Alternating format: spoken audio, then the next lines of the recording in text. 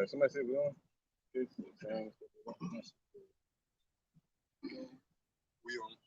We on? All right, Shalom. We are the Hebrew Israelites. We come out every week to prophesy the downfall of this wicked kingdom, also known as Babylon in the scriptures. All right, but before we do so, we want to give praises to the Most High and His Son in the true Hebrew, the Lashawan Kodash, which is also known as the Holy Tongue. All right, we say Kal, Halayim, La, Yahweh, Ba'ashem, Yahushai, Ba'ashem, Ha, Rakah, Kodash, Ma'amah. All right, double honor to the elder apostles of GMS and their elders, and Shalom to you, Akim, and Akbatim, the children that believe in sincerity and truth around the four corners of the earth. All right, today the topic is how the Most High controls everything with the palm of His hand. All right, He controls the ages as they change.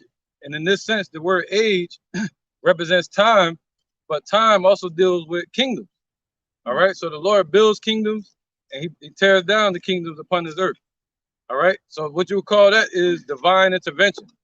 So when the Lord is ready to set the end of a certain time period, the Lord intervenes and he helps forward the transition. All right, forward the transition. So we want to kind of build with that in mind. How the Most High governs over the whole world and over time with the palm of His hand. Somebody get Daniel 7, Ancient of Days. Let's start with that. Yep, the Ancient of Days, this is it. Because, yep.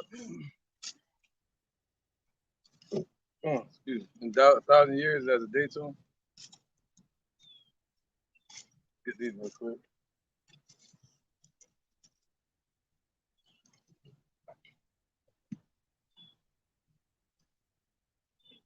Daniel 7 and 1. 1,000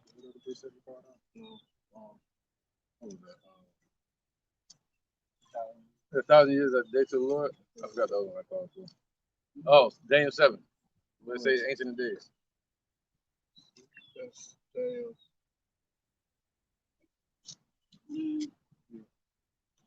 7 and 9. It's the book of Daniel, chapter 7 and verse 9. Yeah, there you go.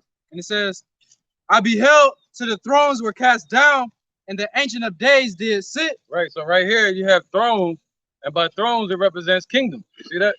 So the different rulerships upon earth.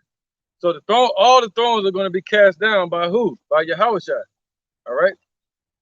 All right, go ahead. And the Ancient of Days did sit, whose garment was white as snow, and the hair of his head like the pure wool. His throne was like the fiery flame, and his wheels as burning fire. Right, it's the Ancient of Days, right? So why did they call him the Ancient of Days? Because he created the process of day and night upon earth, and he gave that to man, to human beings, to tell what, to give us time and harvest. All right, so the Most High operates outside of time. Okay, so in this world of matter, of flesh, He raises up kings and he brings down kingdoms upon earth. All right, to bring about His will. Let's get the other one. This is the book of 2 Peter, chapter 3 and verse 8. But beloved, be not ignorant of this one thing, that one day is with the Lord as 1,000 years, and 1,000 years as one day. Right, so 1,000 years to us, they say King of Kings, Lord of Lords. All right, so 1,000 years to us, is nothing to Him. It's just a day, if that. All right, so let's get where is it at? Revelation 19 and 16. Yep, 19 and 15. We're gonna build up to it. All right, so he's before days and he's after days, meaning what? He's the and the Tha. All right, so that time in between is nothing but a drop from a bucket. All right, that we call life, and reincarnation, coming back upon this earth. All right, so when the Lord showed Nebuchadnezzar through Daniel or through a dream, all the kingdoms that were going to come on the earth, dealing with the prophecies leading up to the kingdom of heaven, you know, it shows that the Lord has the power over everything, over all of that. All right. So as we see Esau ruling the day, it helps us to have confidence, knowing that the Most High is in control. Yahushua is in control. All right, because Esau make you think he's God. They really believe that. Go ahead, brother. All right, this is the book of Revelations, chapter 19, starting at verse 15. And out of his mouth goeth a sharp sword, that with it he should smite the nations. Right, the Most High gave him that sword, and that's called what we call a laser beam. All right, the Lord got power coming out of his hand and out of his chariot. Go ahead. And he shall rule them with a rod of iron. Yep, that means what? The same way they ruled us, the Roman Empire. That means harsh punishment. All right, what they call that? Draconian measures. I got this. That's right. Yahushua is our dragon. Esau has their dragon. Yahushua is our dragon. That Moses held the staff and smoked their dragon. All right. Go ahead, a little bit more. Thing. All right. And he treadeth the winepress of the fierceness and wrath of Almighty God. That's right. So Yahushua is set up to do that. Yahushua is the one that's set up to establish these kingdoms and to tear down these kingdoms. All right. He's the one that has the keys of David to open and to shut. All right. That was it on that. On the King of Kings. Verse 16. Next part. All right, good. Good build up too. All right. Verse 16. And he have on his vesture and on his thigh a name written, King of Kings and Lord of Lords. Right. So that'd be what? Malachium and Adunya. All right, which would be King of Kings, Lord of Lords. All right. So he King of Kings, Lord of Lords, right? So that's right. So he King of Kings and Lord of Lords. So all the kings that we've ever seen upon this earth, Yahushua is above them all, man. And he rules above them all. Okay, so let's get into it. Somebody get Daniel 10. Let's start with that. You got something? Yeah. This in Revelation chapter 6, verse 1. And I saw when the Lamb opened the seal, and I heard as it were a noise of thunder, one of the four beasts saying, "Come and see." Right. The thunder represents the Lord's judgment. All right. That's the Lord speaking. It sounds like thunder to us. Go ahead. And I saw and behold a white horse, and he that sat on him had a bow, and a crown was given unto him. Right. So who is that? Yahushua. When he went up to the heavens, back on the right hand of the Father, because he's been ruling since the beginning of the time. Yahushua has always been on the right hand of the Father. All right. So this King Yahushua that has overcome, he went up there and got crowned, and he had a bow in his hand, which is that sword, that beam. Go ahead. It's a bow and a crown was given unto him, and he went forth conquering and to conquer. There you go. So he went forth conquering and to conquer. How is he conquering? In the spirit. He's ruling from the spirit realm. Okay, controlling the hearts of kings, doing the Father's will upon earth, bringing about the prophecies and the seals. All right. So let's get into. Oh, go ahead. You got more? Yeah. And when he had opened the second seal, I heard the second beast say, "Come and see." And there went out another horse that was red, and power was given to him that sat thereon to take peace from the earth, that he should kill one another. And there was given unto him a great sword. Right. So that's twofold. That goes into Alexander the Greek, who we're going to speak about today, and even today, the beginning and the end of Esau. All right. The establishment of the Greek Empire, which was with Alexander the Greek, them Edomites, paganism, Hellenizing our people, and then today with the end of Esau, where they're going to bring in martial law and the MOTB and all kind of plagues. All right, the sword.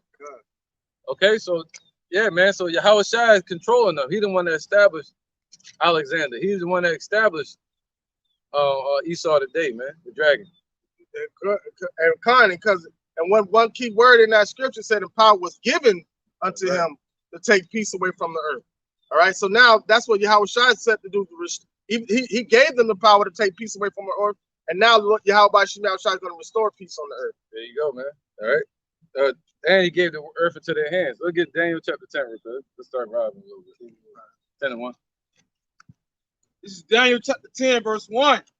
It says, in the 3rd year of Cyrus, king of Persia, a thing was revealed unto Daniel. Right, so the 3rd year, that would be, in the 3rd year of Cyrus, it would be from 540, which is, you start from the beginning to the end of that year, that'd be 1 year.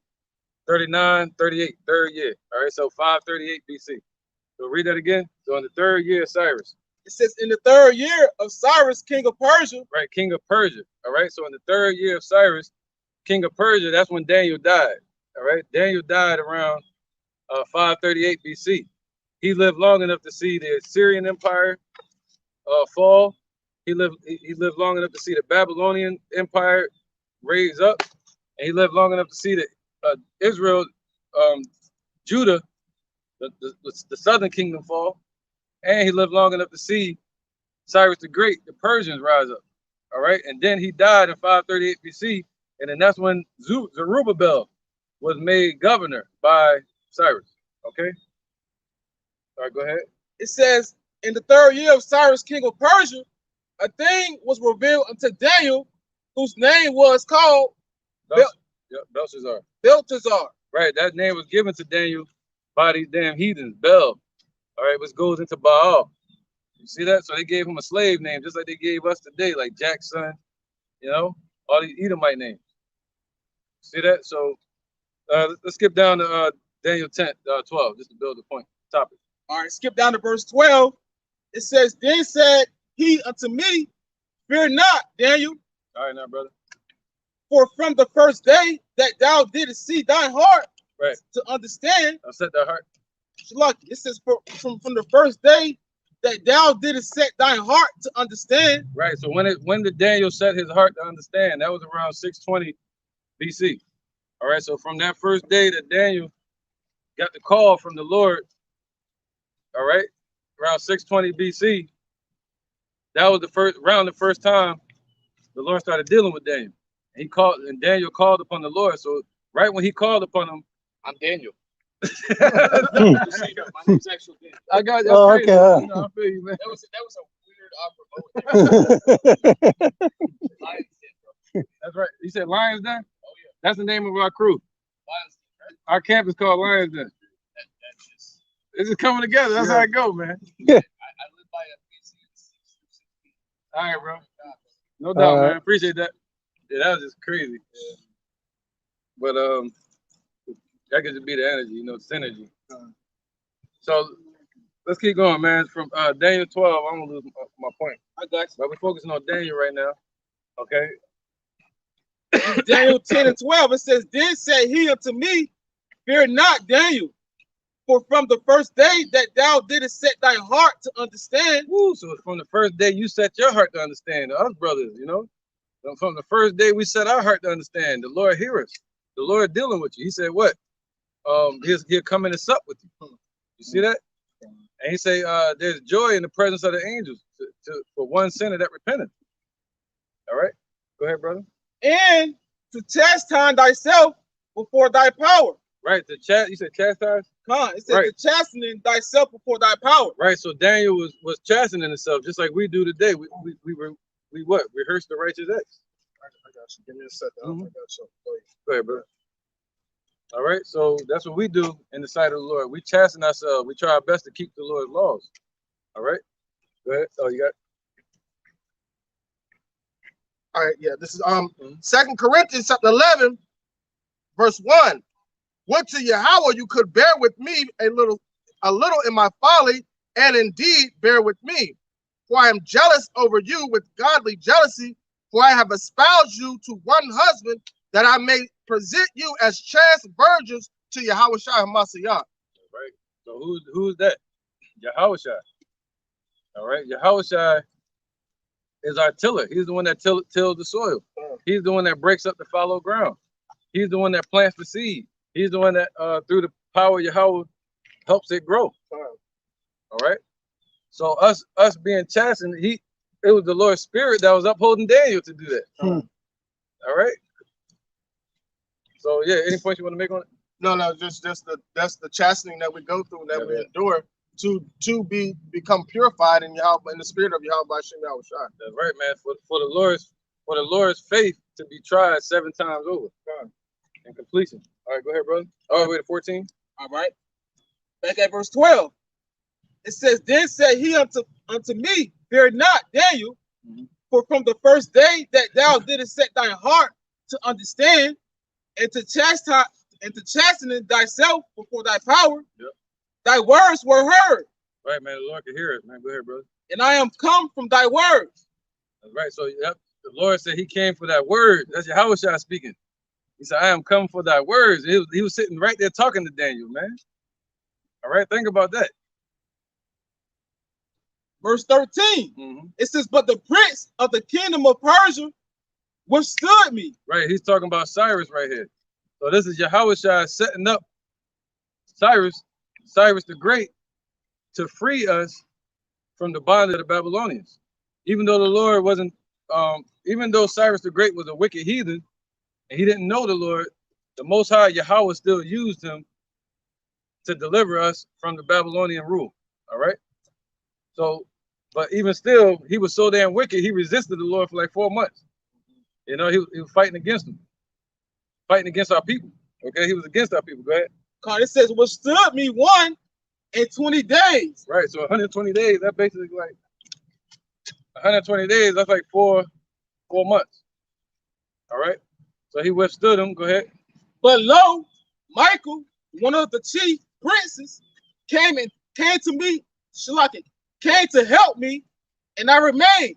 Right. So there you go. See, and I remained. Why? Because Yahweh Shai was busy dealing with Cyrus. That's like somebody. That's like you holding a rope, and you tell somebody, "Yo, come over here, hold this rope for me. I gotta go do something." That's what Yahweh Shai did. He was dealing with the mind of Cyrus, and he left that so he can go talk to Daniel. He said, "Now I'm here talking with you now." All right, but I couldn't leave until I got somebody to relieve me, my relief. And the only one that can relieve me is somebody that can reach that level, which would be who? Somebody that's like God. Mayaka Allah, that's what the name means. He is like God. And it says, and I remained there with the kings of Persia. So he remained there with the kings of Persia. See that? Yahweh Shai was still dealing with them. Go ahead. Now I am come to make thee understand. See, now I'm here. Now I can come here and talk to you because I got my relief there. All right, go ahead. What shall befall thy people? Right, so he said, what shall befall thy people? Why? Let's go back up to 10 and 1 real quick. I want to talk about one more point on that. All right, back at Daniel 10 and 1. Yeah. It says, in the 3rd year of Cyrus, king of Persia, a thing was revealed unto Daniel, yep, whose name was called Belteshazzar. There you go. Yeah, keep going. And the thing, that's the point. And the thing was true. It's true. See, he said, what? His prophecies are what? It's true. All right, it's true, man. This thing is true. Go ahead. And the thing was true, but the time appointed was long. See, but the time appointed was long. See, he was letting him know prophecy. He was telling Daniel, like, yo, I'm gonna let you know something, but it's gonna be a long time for this to happen. See, the time from the Persian Cyrus all the way to the Greek Alexander was gonna be a long time. And which is beautiful because that was Yahweh Shai comforting him because he knew Daniel was about to die. So he was letting Daniel know that there's going to be deliverance for his people, for our people. So before Daniel went his way to sleep with his father. Right, you got that? He said, go that way, Daniel. Yeah. To the NB. Yeah, he was comforting him. He was telling him. All right, and Daniel saw Yahweh Shai right before he died, man. All right, this is Daniel chapter 12, verse 13. But go thy way till the end be, for thou shalt rest and stand in the lot at the end of the days. See that? So the Lord knew that Daniel was about to die. He said, yo, go that way. You know, go what? To the heavens. You know, live your life, man. You're about to perish. And he said, what? He said, till the end be, for thou shalt rest and stand in the lot at the end of the days. See that? And thou shalt rest, meaning die, and stand in the same lot. So continue in that path all the way to the end. All right, don't change off course until the end. Seal your fate, your destiny for the future. All right, and you're gonna be prophesying again in these last days. See, that was comforting. He was letting them know it's gonna be a long time, just like he told us. What did he tell them? When he said, "Are you gonna restore the kingdom right now?" He said, "Are you here to restore the kingdom?" Yeah, kind of. Y'all know what it's at? He said, "Restore the kingdom." Are y'all here? Are you here to restore the kingdom right now? He said, no. He said, this word got to be published first. All right. We can keep going with that, brother. All right, back at Daniel 10 and 1. All right, it says, in the 3rd year of Cyrus, king of Persia, a thing was revealed unto Daniel, whose name was Belteshazzar, and the thing was true, Right, this thing was true. Go ahead, Canuck. What about it, brother? Okay. All right, this is Acts chapter 1, verse 6. When they therefore were come together, they asked of him, saying, Lord, wilt thou at this time restore again the kingdom of Israel? Right, Yahweh Shah, yo, not yet. He came back every time. Just tell us, not yet. All right, not yet, man. It's close, just not yet. Be patient. Go ahead. And he said unto them, it is not for you to know the times or the season which the Father hath put in his own power. See that? That's what the Most High had put that in his own power, man. And that's power to be able to keep that even away from the angels and from his only son, Yahweh Shah. That moment to where he's going to deliver us, man, and give the bride to the husband. I said, but ye shall receive power after that the Holy Ghost has come upon you. Then he kept telling us the signs to look for. And even in 2nd Ezra chapter 9, he told us signs to look for, the prophecies. All right. And ye shall be witnesses unto me both in Jerusalem and in all Judea. Right. He said basically you're gonna be standing in your lot again. You're gonna be witnesses all over the earth one day. Those same prophets and Daniel and them back again. Go ahead. In Samaria and unto the uttermost parts of the earth. That's right, man. All right, go ahead, brother. So this thing is true, faithful and true. All right, go ahead, brother. All right, back at Daniel 10. All right, I'm gonna go into the middle. It says, and the thing was true, but the time appointed was long. Right, time appointed that the Lord appointed to us is gonna be a long time. Go ahead. And he understood the thing. Right, so Daniel understood that. He was like, all right, so we ain't gonna get the kingdom back then. You know, in the 6th century and the 5th century BC, we ain't gonna get it back then during the times of Daniel. We're gonna get it in the future. Okay, go ahead. It says, and had understanding of the vision. So, and he had the understanding of that same vision.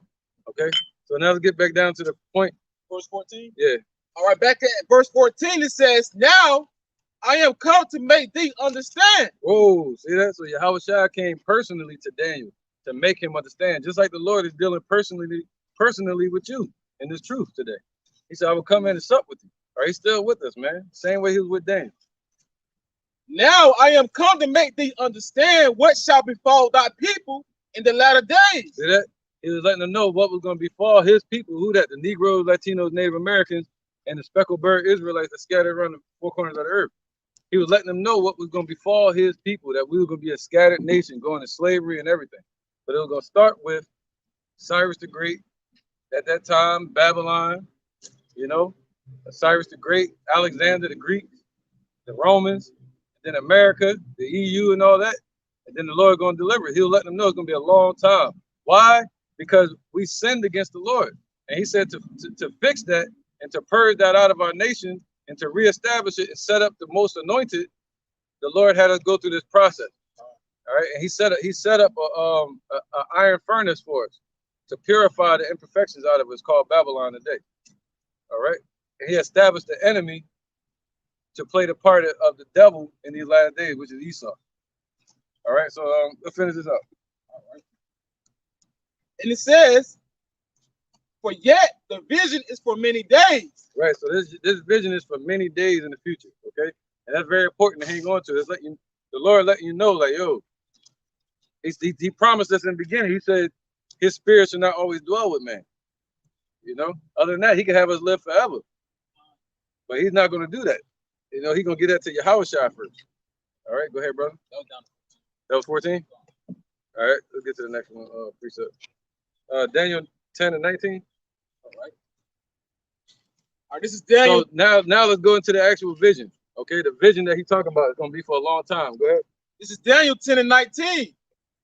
And said, oh man, greatly be loved, fear not, peace be unto thee. Right, so we shouldn't fear. You know, the Lord said peace is unto our people, man. Or unto the elect. Go ahead. It says, be strong. So be strong. Okay, go ahead. Yea, be strong. And when he had spoken unto him, I was strengthened. Right, so yep. So when the Lord speaks unto you, you get strength. You know, go ahead up. And said, let my Lord speak, for thou hast strengthened me. Right, man. Verse 20, it says, then said right, he. Yeah. No, we can deal with that. Because even today, the Lord had to strengthen us to be able to hear. You know, we were dead. We were weak. And now the Lord has given us strength to be able to hear his word. All right. Verse 20 says, Hear his voice. it says, then said he, knowest thou wherefore I come unto thee? And now wherefore I come unto thee, Shalaki. It says, and now will I return to fight with the prince of Persia. And when I come, it says, and when I am gone forth. Right. So he went again. So this Yahushua is saying he's going to go and spiritually fight again, wrestle with Cyrus the Great again to get him into the mindset that the Father wanted him to be in. All right, to be able to deliver and bring the children of Israel back to Jerusalem around 538 BC. That's when Cyrus the Great put out that decree for Israel to come back and rebuild the temple. All right, that was destroyed in 586 BC by the Babylonians. All right, and the Edomites. Come on, bro. Jump right back in. It says, and now will I return to fight with the prince of Persia, and when I am gone forth, lo, the prince of Greece shall come. See that? So he's saying, yo, once the Lord goes forth, that's why he said what? He's going forth to conquer and conquer. So once the Lord finally goes forth and finish dealing with Cyrus the Great and the Persians, then lo, the prince of Greece is going to show up. Of Grecia, who is that?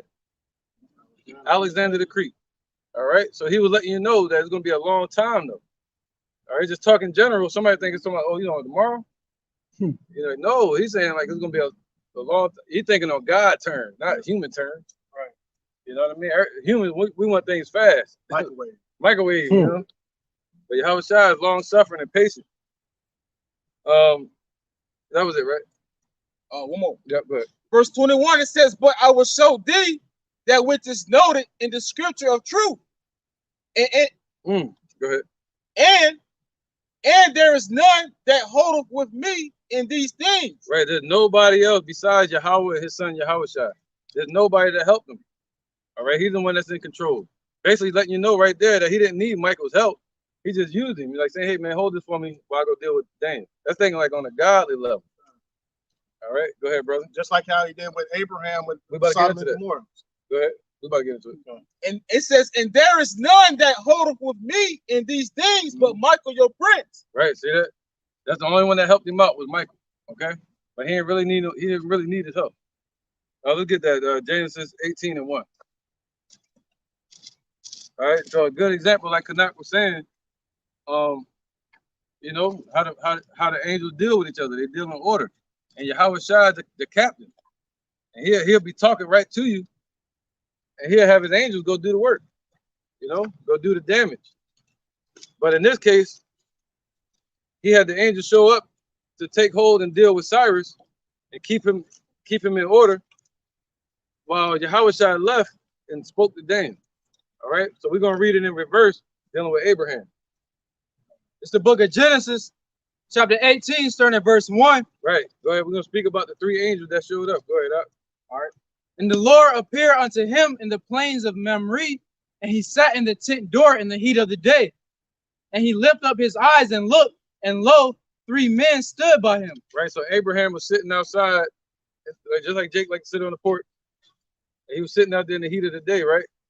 Oh, where was he at? It's at the porch or a tree? The doorway, right? In the tent door. The tent door. You got to picture that, man. Abraham and Jake. And in the heat of the day, that's like 12 in the afternoon. Broad daylight. Go ahead, brother. And he lifted up his eyes and looked, and lo, three men stood by him. Imagine that. You look up and you see three men show up. You know, they let you know they're men. They're not four-headed beasts. And when he saw them, he ran to meet them from the tent door and bowed himself toward the ground. Right. So he said three men, right? All right. So now let's focus on those three men. And we know one of them is Yahushua at that time because he's the one that destroyed Sodom and Gomorrah.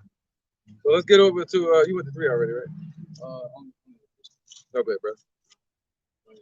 Yep. Verse 3, and said, my Lord, if now I have found favor in thy sight, pass not away, I pray thee, from thy servant. See that? He knew that was the Lord. See that? He knew that was Yahushua. Abraham did. So that's why Yahushua said that. Can somebody get that before Abraham? Before Abraham was, I was. Come.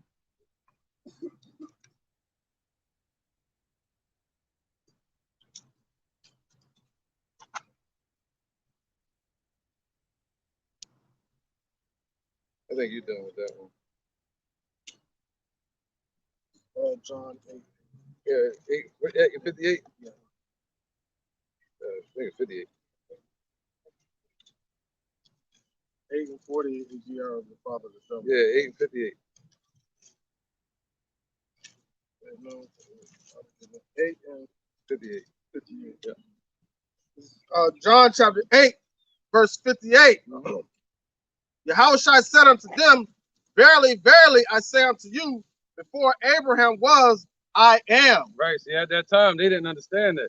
But now we understand in these days, we understand clearly. All right. During the time of revealing, now we understand that before Abraham was, Yahushua was, man. All right. He's from the beginning. He's the I and the Thah. All right. So let's keep going with, look at Genesis 18 to 33. Now let's get to the point.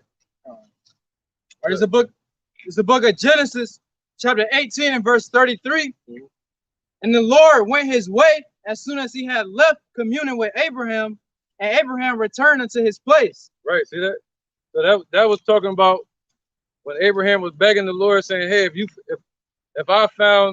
found this many righteous men in the city, will you not destroy it?" And the Lord was like, "Hey, for this many, I won't. If there's 2 people there, I won't."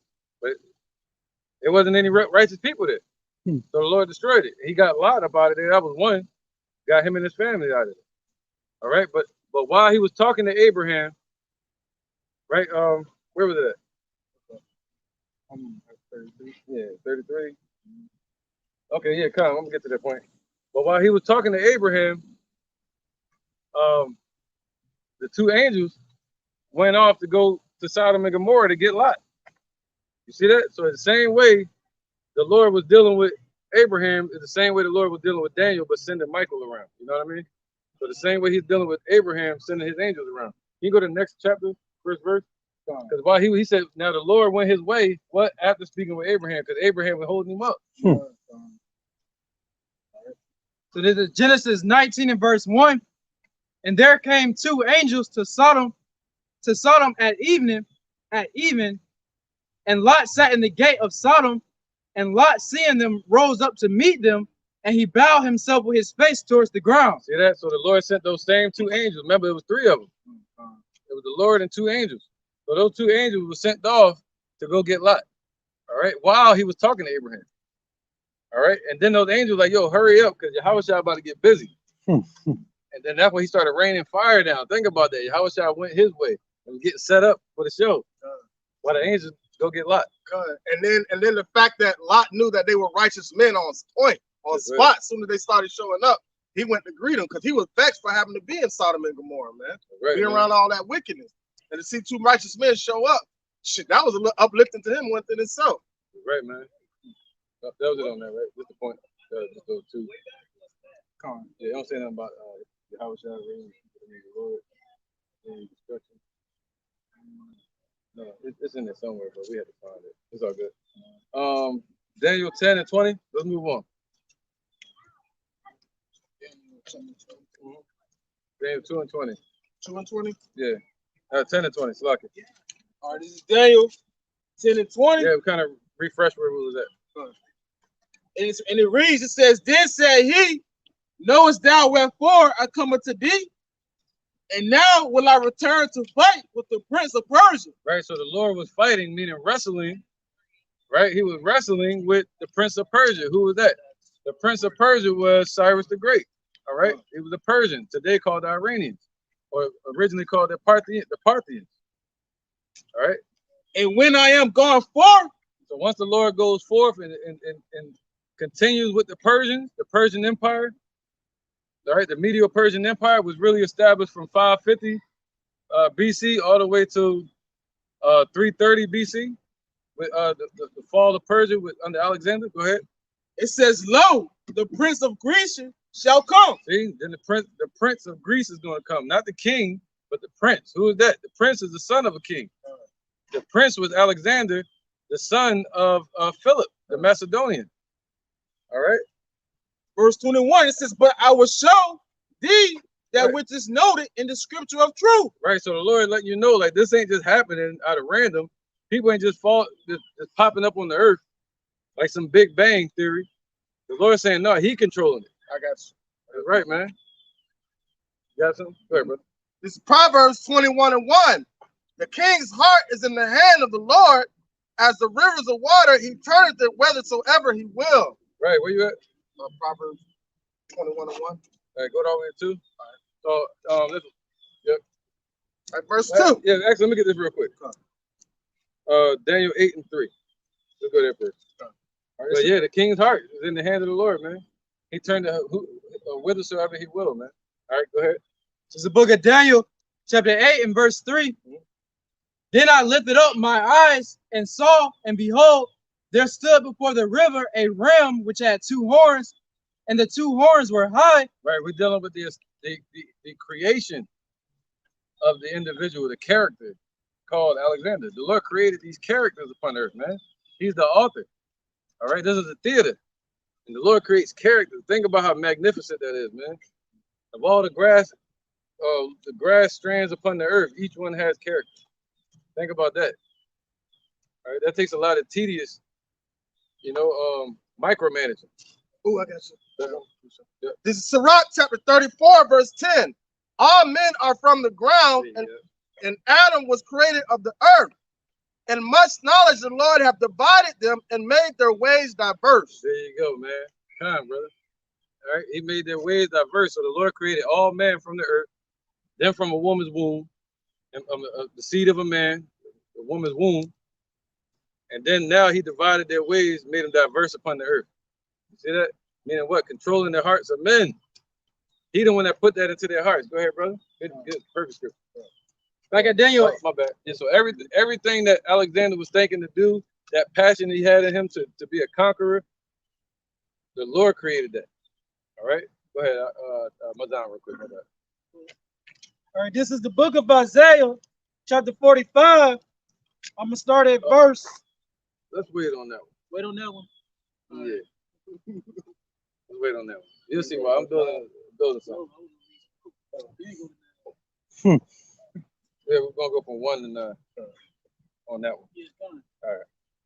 Right after this. Good. Back at the book of Daniel, chapter 8 and verse 3. Right. You bear with me. Then I lifted up my eyes and saw, and behold, there stood before the river a ram which had 2 horns, and the 2 horns were high, but one was higher than the other. Right, so that ram that stood before the river, right? That ram is talking about who? Cyrus the Great, all right, Persia. All right, and one horn stood higher than the other. That one horn that stood higher than the other is Persia.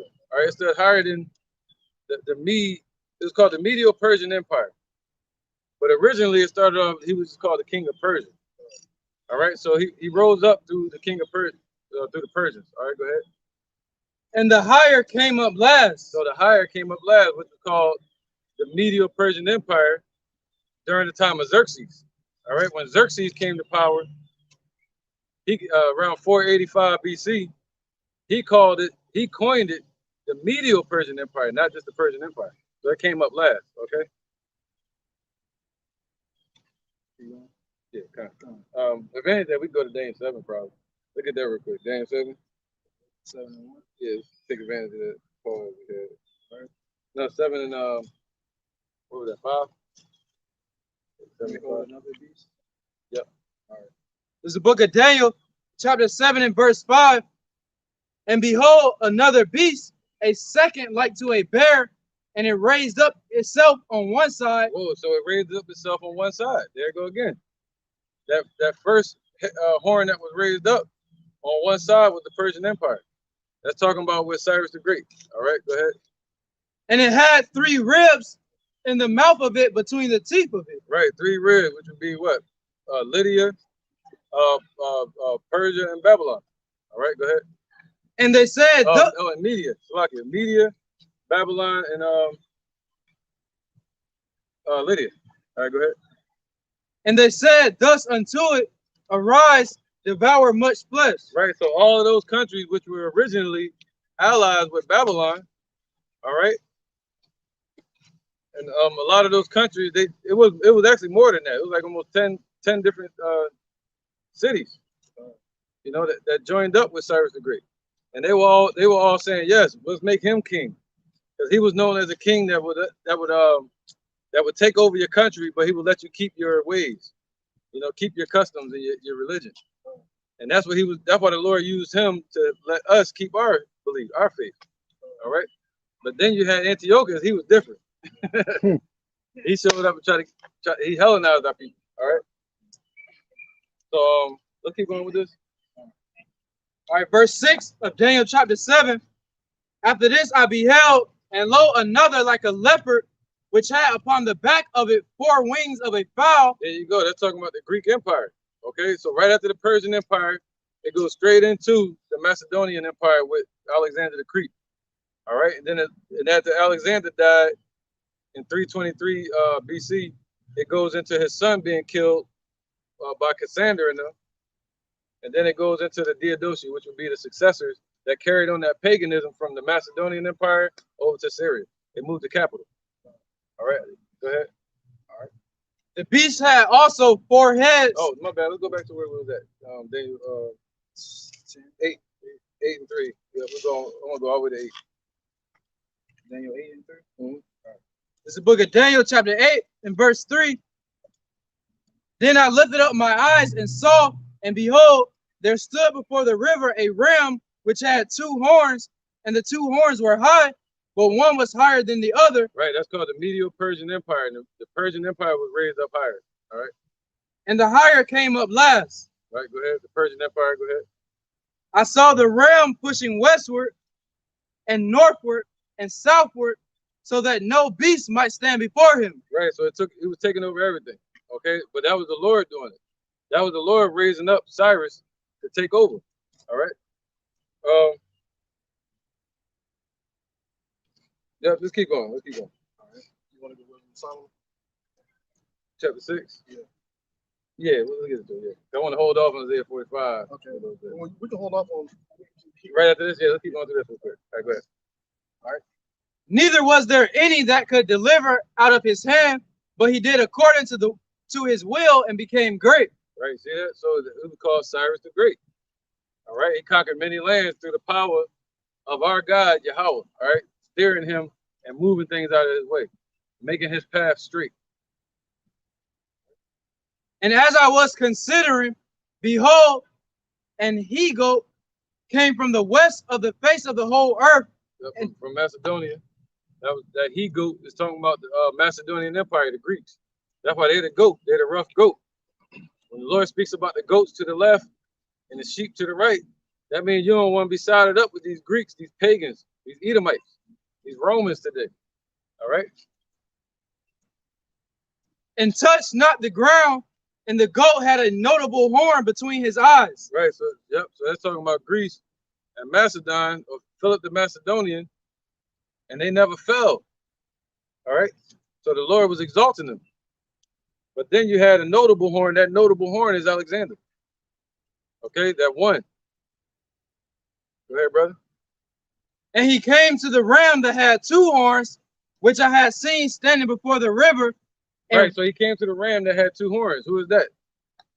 He came against the Medo-Persian Empire.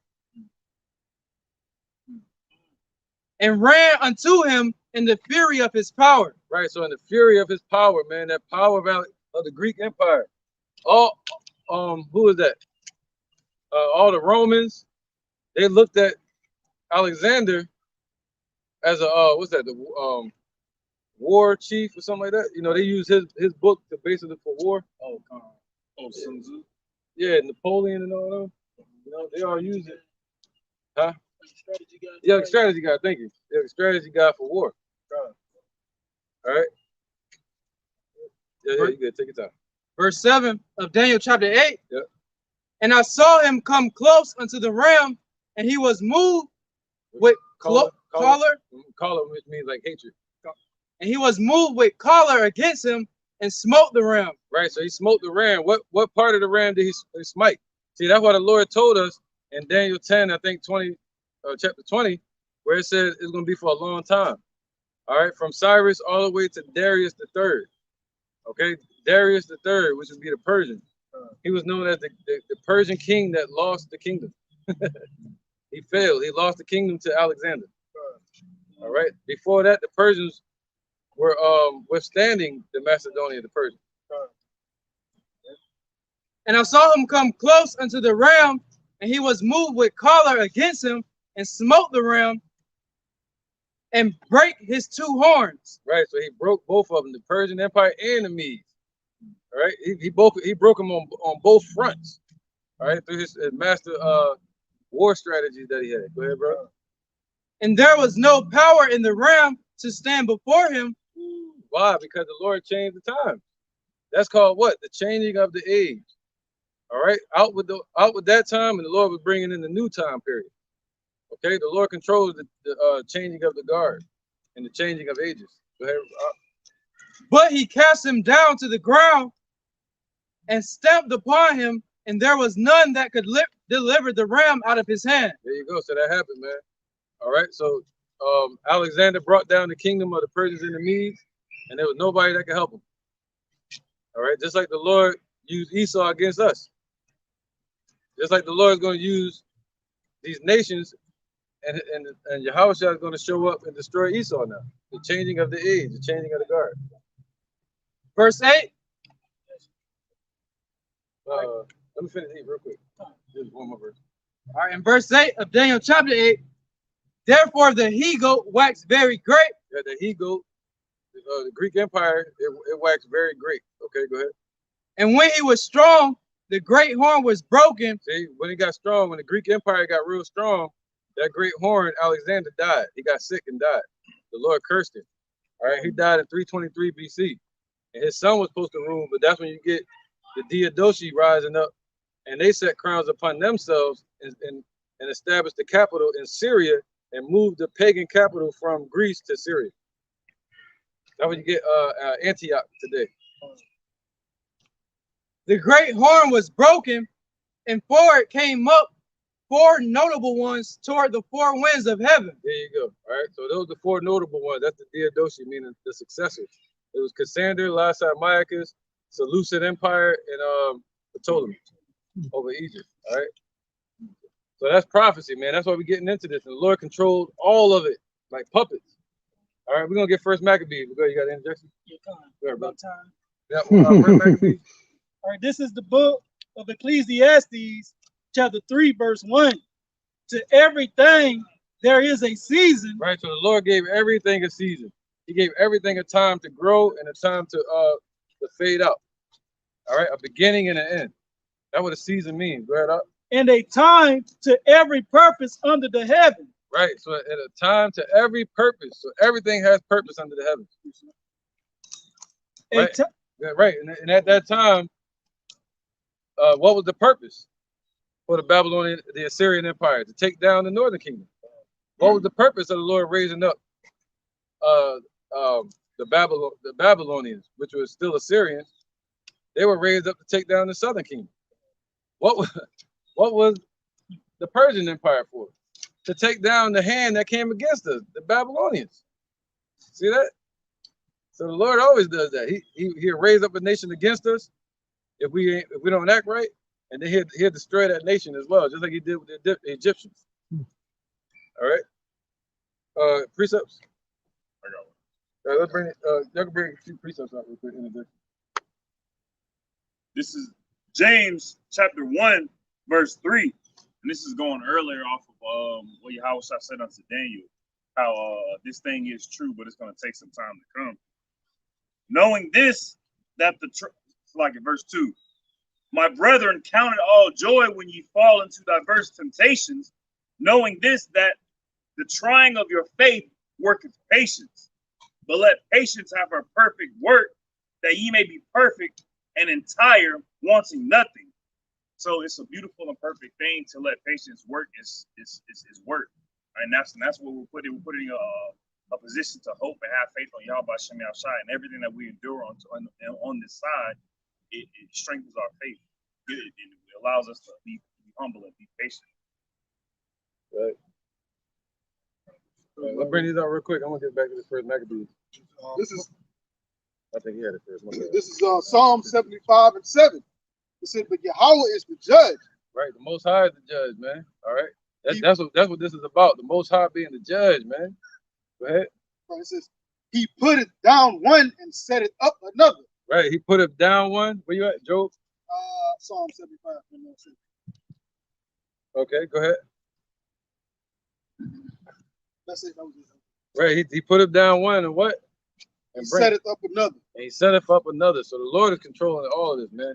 So who set up Esau over us? The Lord, according to Deuteronomy chapter 28. All right. Very simple to understand, man. Right. So oh, go ahead, brother. This is Proverbs chapter 16 and verse 9. Mm-hmm. A man's heart devised his way, but the Lord directed his steps. So ultimately, the Lord, he ruleth in the kingdom of man. He directs man's steps, right? No matter where you go. Just like he directed whose steps? Cyrus the Great. Just like he directed Alexander's steps, and every king and Caesar and senator, whoever ever ruled in any type of office. The politicians today, the Lord is directing their steps. Look at Putin. The Lord is directing his steps. He's gonna turn these back and put hooks into their jaws, meaning causing him to desire that old Soviet Union back again. All right, bringing them into blockade or war. This is Daniel chapter 4, verse 17. This matter is by decree of the watchers and the demand by the word of the holy ones, to the intent that the living may know that the Most High rules in the kingdom of men, and he giveth it to whoever he will, and he set it up over the basis of men. Right, so the Lord set up these damn cavemen. All right, and that's what Alexander and them were. They were Edomites, they were cavemen, and the Lord set them up. All right, so he set up over the basis of men, so he can also put them back on the base too. All right, can we get First Maccabees 1 and 10? This is First Maccabees chapter 1, verse 10. Right, I'm gonna stop you a lot. Gone. And there came out of them a wicked root. Right. Yeah, 1 and 1. 1 and 1. Yep. It's Maccabees chapter 1, verse 1. And it happened after that Alexander, son of Philip, the Macedonian. Right, there you go. The son of Philip. That's the prince that it was talking about in Daniel 8, and also in Daniel 10 and 20, where it said the prince of Grecia. Who came out of the land of Chittim. Right, he came out of the land of Chittim, all right, which would be like Pella, Greece. All right, he was born, I think, 356 BC. He died 323. He got in power in 336. Took down Jerusalem and annexed us to the Greek Empire. He took over Jerusalem in 332 BC. All right, he put hell on our people, man. So he wasn't a good person. Had smitten Darius, king of the Persians and Medes. Right, so he smote Darius, this Alexander, this Edomite. He smote Darius, the king of the Persians and the Medes. So that's the two horns that he smoked. All right, going with Daniel chapter 8. That he, remember he prophesied this to Daniel. All right. That he reigned in his stead the first over Greece. Right, so he reigned in his stead the first over Greece, man. All right, so he's the one that really established the Greek Empire. Okay, go ahead. And made many wars and won many strongholds. See that? For the Greek Empire, he won many wars and took over many strongholds. Many that probably not even written in the book. Go ahead. And slew the kings of the earth, and went through to the ends of the earth. Right, that goes with Revelation chapter 6. All right, the red horse and the sword, and also till this day, Esau still has that sword, man. He still have that mindset of going to the ends of the earth and always trying to get stuff. Right. And went through to the ends of the earth and took spoils of many nations. Right, but it was all in vain. It was all vanity, man. You look back on history, it came and went. And so much that the earth was quiet before him. Right, so he said so much that the earth was quiet before him. He was not brought down, man. Nobody could bring him down. All right, nobody could say nothing or do anything about it. Why? Because the Lord, our power set that up. Whereupon he was exalted and his heart was lifted up. See that? But once he got exalted, just like America got exalted, and then their heart became lifted up, their presidents and their dream of a American dream and a new world order, See, once Esau and those Europeans over there got lifted up, they got their riches now. Now they want what? Ultimate power. See, they lifted up. All right. They became prideful. They became fat. Their heart became fat. Meaning that what? They starting to see a greater purpose for themselves. They want more. They're like, yo, now we can go into the body. We ain't gotta go out of space. Let's just go into the body. That's like going into space. By that movie Inner Space. Right. Verse 4. Or being John Malkovich. That was a good one, right? You gotta be a nerd to know that. That was good. That was good. And he gathered a mighty strong host and ruled over countries and nations and kings who became tributaries unto him. Right. So we're basically hearing about the power of our Lord Yahweh and Yahweh Shai, man, establishing Alexander. That was it, all the way to 10? And after these things, he fell sick. Right, see that? So he was broken, his horn was broken. He fell sick. Go ahead, the Lord, what is that? The Lord kills, make alive, wounds, and heals? That's Isaiah 45. Yeah. Oh, no. Yeah, it is. That's It's a different one too, though. In 1 Samuel. Yeah, that one probably. Yeah, the one in Samuel. 1 Samuel 1 and 7. I mean 2 and 7. I got it. 2 and 6. This is 1 Samuel chapter 2, verse 6. The Lord killeth and maketh alive. He bringeth down to the grave and bringeth up. Right, that's twofold, man. All right, so the Lord can kill us as a nation and resurrect us as a nation. All right, so he had us destroyed by the Babylonians, the Assyrians, and the Lord's going to resurrect us as a nation. All right, we said, I wound and I heal. That one, yeah. All right, this is the book of Deuteronomy, chapter 32 and verse 39. Yep. See now that I am he, and there is no power with me. I kill and I make alive. I wound and I heal. Neither there any that can deliver out of my hand. There you go. So the Lord, once the Lord wounds you, no way to heal it. All right, so the Lord wounded Alexander in his pride, and the Lord has wounded America in their pride. So that way say we would have healed Babylon, but it can't be healed. All right, so the Lord has given it a wound that cannot be healed, man. All right, letting it bleed out, getting sickness. This place is sick. It also said, take balm for her and put the bomb on her. And that's kind of what they've been doing, trying to stimulate the economy with these stimulus checks and things like that, trying to keep America afloat for as long as they can. That's right, but it ain't going to work. It ain't going to work. That's right. All right. Yeah, go to 10. That's it. That's the 10. Go to skip verse 10. Oh, you keep going. You keep going. First Maccabees chapter 1, verse 5. Yeah. And after these things, he fell sick and perceived that he should die. Right. He finally, the Lord showed him, like, yo, you're going to die. See? He fell sick and saw nothing but torments ahead of him, that he was going to die. And it's like, oh, shit, I had him thinking different, just like Antiochus. The Lord broke Antiochus down. And he had to, broke it literally. And Antiochus had to admit, he admitted it before his death, that he was wrong for what he did to the children of the Lord. Wherefore he called all his servants, wherefore he called his servants, such as were honorable and had been brought up with him from his youth, and parted his kingdom among them while he was yet alive. Right, and that was supposed to, when he did that, that was supposed to leave his seat on the throne. That was supposed to set it up for his son to rule later. All right. Okay, but then the Diadochi showed up and stole it from the Greeks over there in Macedon. All right. Go ahead. So Alexander reigned 12 years and then died. See that? He died in 323 BC. See that? So once he was dead, what happened next? And his servants bear rule, every one in his place. See that? In his place. That's talking about over there in Syria. In different parts of Syria, they all bear rule where they wanted to. Like Babylon, Egypt, you know. And after his death, they all put crowns upon themselves, so did their sons after them. See that? So they put crowns upon themselves, And that's why you have the Seleucid Empire later turning into who? Antiochus. So they left it down to their bloodline. And the Ptolemies and so on and so on. So that's prophecy in the scripture. Very clear.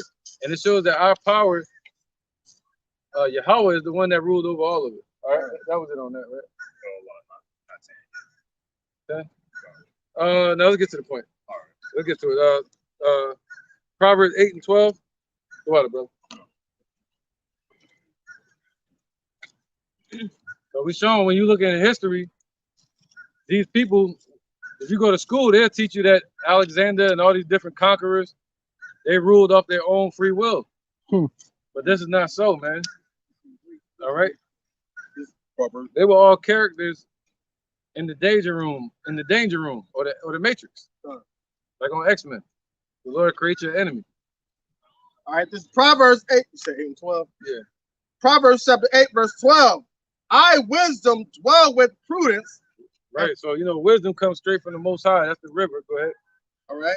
It says, and find out knowledge of witty inventions. Right. So the Lord knows everything that anybody could create because the Lord created them. All right. The knowledge of witty inventions. What they got? The MOTB today. They got all this blockchain, Bitcoin, AI technology, virtual reality, and that's nothing. That's nothing. GPS. That's what Jake can trade. Yeah, this woman, Jake woman, she created GPS, and Esau stole it. That's right, man. Go ahead, brother. Keep on. Yeah. Verse 13, it says, the fear of the Lord is to hate evil, pride, and arrogancy, and the evil way, and the froward mouth do I hate. That's right. Keep on with 17. All right. Counsel is mine, and sound wisdom. I am understanding, I have strength. Right. By me, kings reign, and princes decree justice. Right, but you'll see it in what seemingly weakness. When have you seen wisdom upon the earth? In the men of the Lord. And what condition have they been in compared to the world in a seemingly weak state? Look at Israel compared to Cyrus the Great now. Look at our people compared to the Roman Empire, the Greeks, you know, and Esau today. But it's wisdom, like, yo, I have strength. Trust me. Through wisdom, the Lord created everything. All right? Go ahead, brother. Yeah. This is 1 Corinthians. The right-hand side created everything, man. 1 Corinthians, and the left-hand side just lied about it. Yeah. 1 Corinthians chapter 1, verse 27. But Yahweh have chosen the foolish things of the world to confound the wise, and Yahweh have chosen the weak things of the world to confound the things which are mighty. Yeah, that's basically what the elder was saying, man. So now we're put in this lowly condition, this low state. But that's why who said it?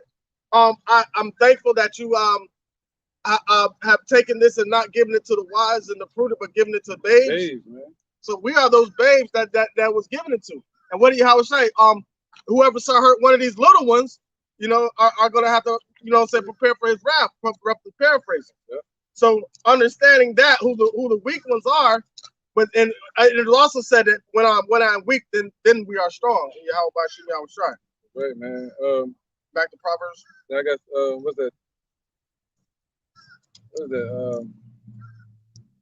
Where's that one at? Which one? I know that strength, poverty, but thou art rich. Oh, Revelation chapter 2 and 9. There you go. I'm looking right there. All right, I'll read it. This is Revelations chapter 2, verse 9. I know thy works and tribulation, see, and poverty. That's how the world looks at us. And poverty. If you go to Wisdom of Solomon, I think 1 and 5. Somebody get that real quick. So we look like we're weak, but this is really strength. Like Yahushua, when he went up on the cross, that was strength. That was greatness. That was power, man. To give his life for his people. It's all about the future. See, people think about now, but the Lord said, what? The first shall be last and the last shall be first. So it's about the future. Wisdom of Solomon 1 and 5. I think so, yeah. Wisdom of Solomon chapter 1, verse 5. Yep. For the Holy Spirit of discipline. Is it 5-1? I'm black for common. Oh, Songs of Solomon. Yeah, that's it. Wisdom of Solomon? Oh, Song of Solomon.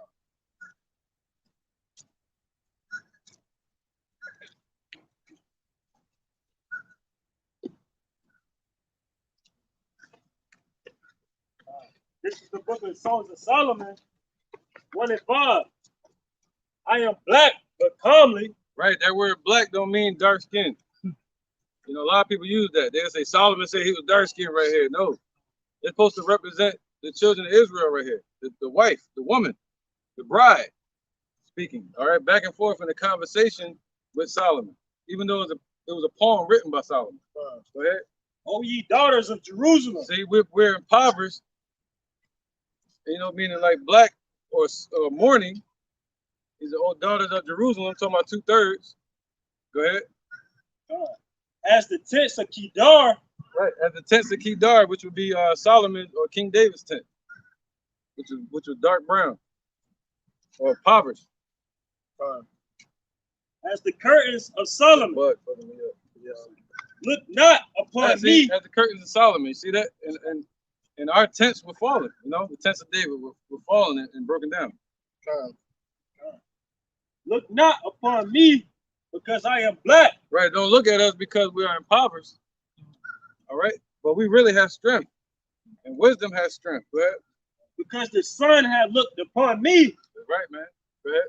My mother's children were angry with me. Right, mother's children. Who is that? Esau and her people. Go ahead.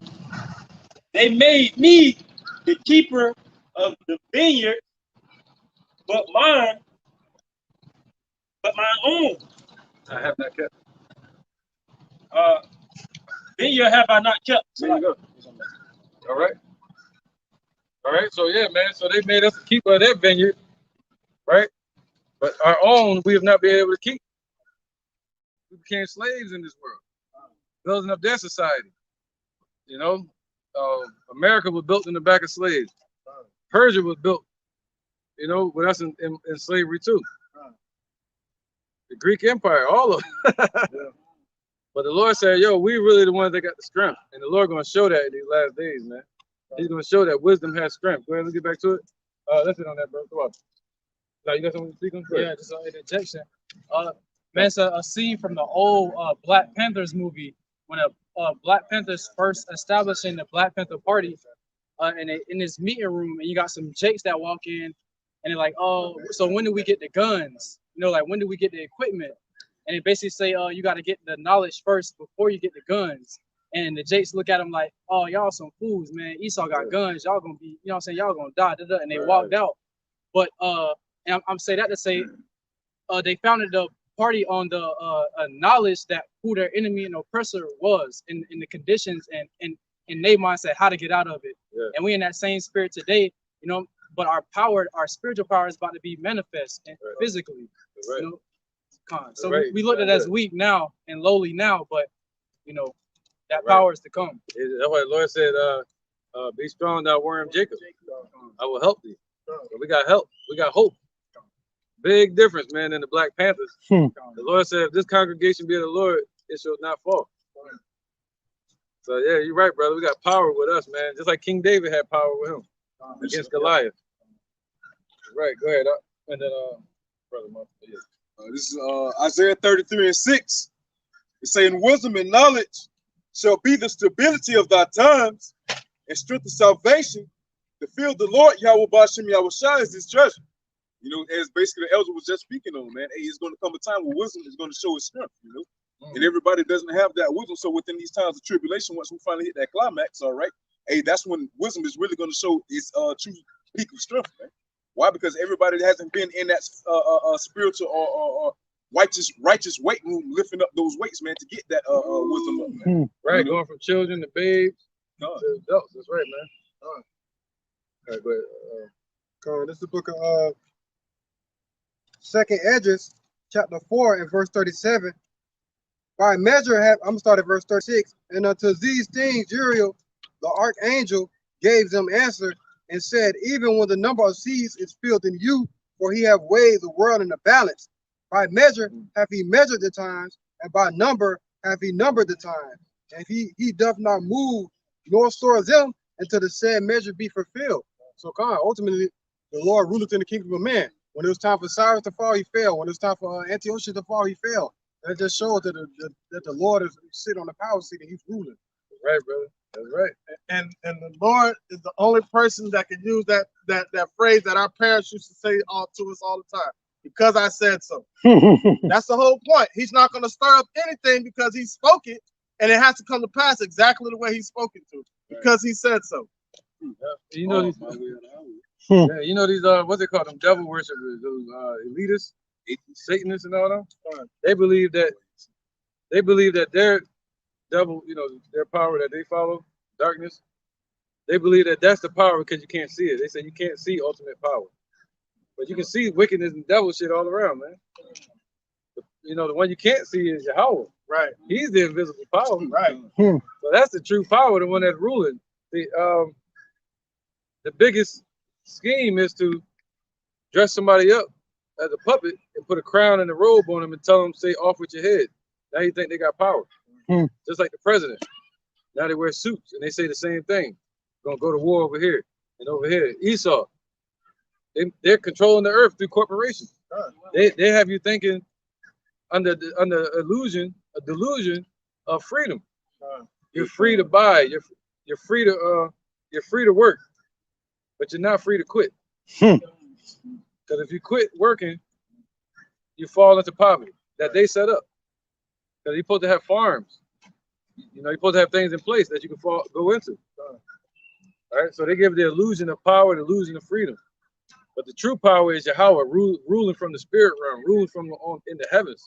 All right, setting the bounds. Go ahead, brother. And like the elder was saying, man, their illusion of power is actually fear, man. Why would you want to sit behind closed doors and not show who you are or what you're worth? You know, hey, that's the opposite with the Lord Yahweh Bashim Yahushua. Why? Because he sent his prophets out here around the four corners of the earth to represent who he is, man, and what he is, and what's to come of when he comes. You know, right? Because what the heavens declare the Most High's handiwork. Everything around you declares his existence. But what was brought into the world? Darkness. That darkness has covered everything up. So only the elect are going to be able to pinpoint and see where righteousness is. Right. So it's a big difference because Esau is hiding through fear because of the darkness, and because it's a bunch of weak old men. Yeah. Got a bunch of bankers. You know what I'm saying? But the Lord, he hide his power because he's the ultimate power. He's royalty. He like, yo, you don't deserve to see me. You know, right. He got to make us perfect to be able to see him and to be in his presence. Hey, the world in their hearts. And what it is, Wizard of Oz, and you got the old dude in the back. they old and decrepit, so shit. They got to hide their power. Why? Because shit, they know they can get overruled at any time. The Lord Yahweh Bashim Yahushua allow it. So they got to put that facade out there. Oh yeah, I'm big and mighty, but really, in all actuality, your name is tiny, man. You know? Right? Or they create puppets to act like the big and mighty ones, like America. And they establish America as a decoy, saying, "Hey, look over here, attack this." Just like how they do with these corporations. When the elder just said the whole world is being ran by corporations, what's the whole purpose of a corporation? So you can't point the finger at one individual person. PepsiCo. So they put up a whole bunch of mirrors, smoking mirrors, and you're in this big ass smoking mirror room.